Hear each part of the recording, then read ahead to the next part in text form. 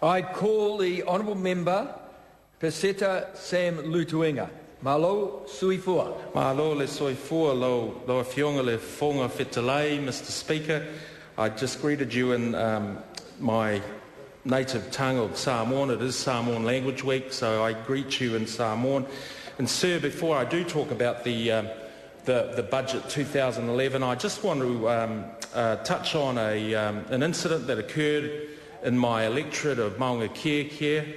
It was an explosion, a gas explosion on a work site in Onehunga where I live and where I reside and where I work. And sir, it was a tragic event that occurred last Saturday morning at approximately 7:30 in the morning, where sadly, sir, a water care worker, Philomen Guland, has passed away, tragically killed, and where other workers, including Ian Winson, who is an engineer with water care, is seriously injured. And sir, my thoughts and certainly prayers and our hearts go out to the families of those who have been affected by this tragedy. And as we speak, sir, I have had reports from the site that tests continue to be made in terms of gas deposits, and that they are looking forward to proceeding with the important infrastructure work that's been conducted in my electorate. I want to thank, sir, having spent some time at the site over the weekend, I want to thank the Steve Lakin and Murray Dinning, the fire chiefs who were in charge of the situation, George Fraser, who was the superintendent, police in charge, as well as representatives from HEB Construction as well as Water Care, who were extremely helpful in giving the local representative, myself and others, including the Mayor of Auckland, the right information and in order that we could communicate with our constituents. So, sir, it was a very good job done by our emergency services. Sir, the budget 2011 was about building our future. It was about building prosperity in this country, which has suffered under 9 long years of the Labor government. It's about building jobs, and it is about building a brighter future. And how does this happen, Mr. Cunliffe asked? Well, it is about returning this budget, government budget, to surplus by the year 2015. And it's a year sooner than forecast last December. And the reason we are returning to surplus early is because of the fiscal prudence that this national government has demonstrated over the last 2.5 years. But it isn't all about rosy forecasts, sir. It is, as the Honourable Minister Jerry Brownlee has alluded to, it is about reconstructing our second largest city.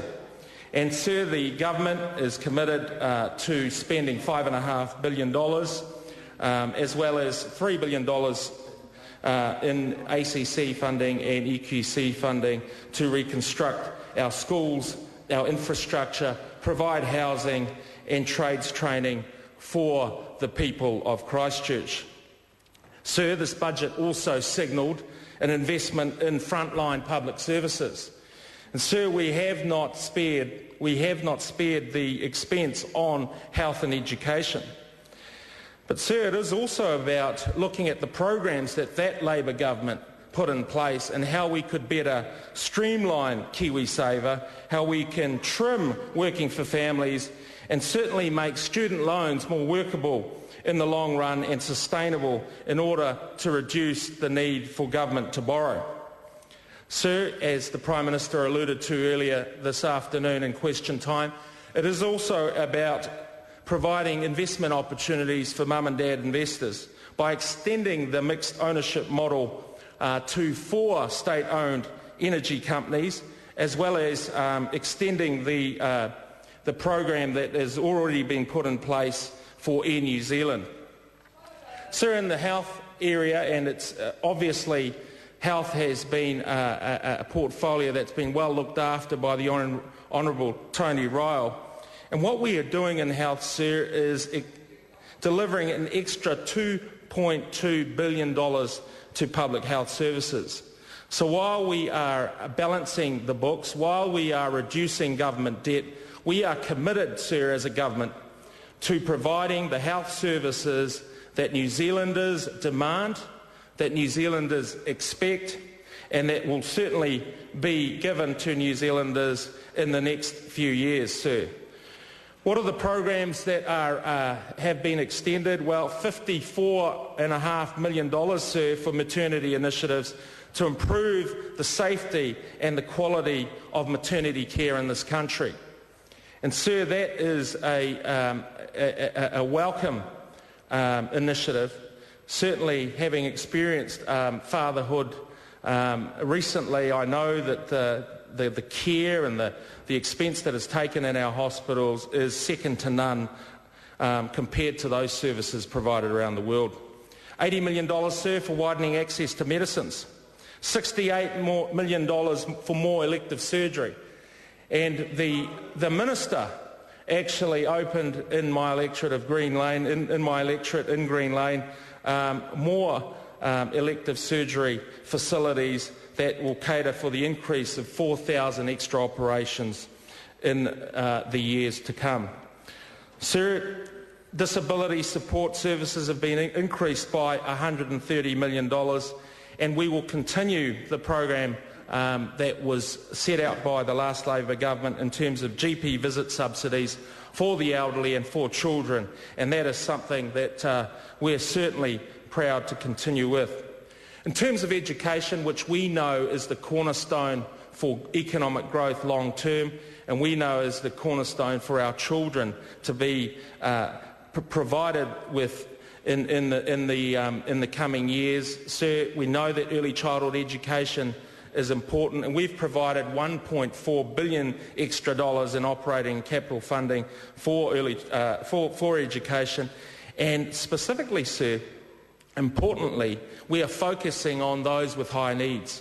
$550 million will be provided to increase participation rates for Māori, Pasifika families as well as low-income families, and that, sir, is to be applauded.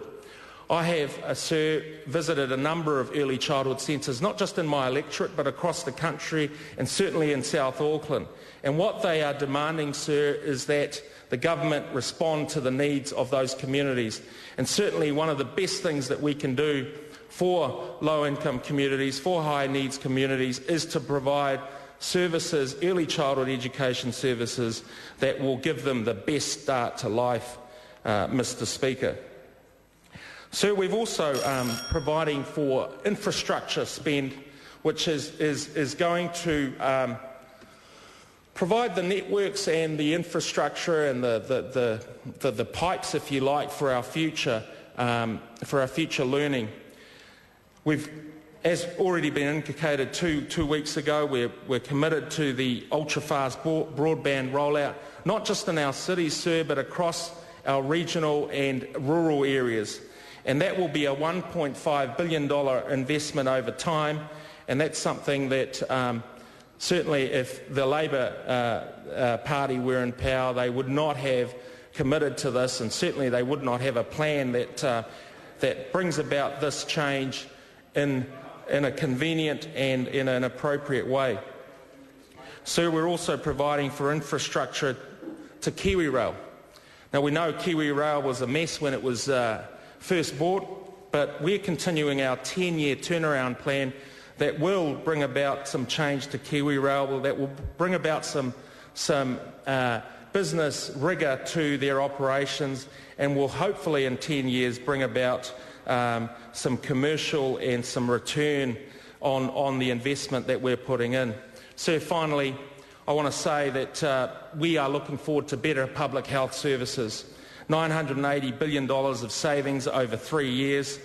And if you don't believe me, sir, listen to the comments of Aged Concern, who say that Minister Ryle is committed to protecting and growing our public health services, and we welcome that assurance.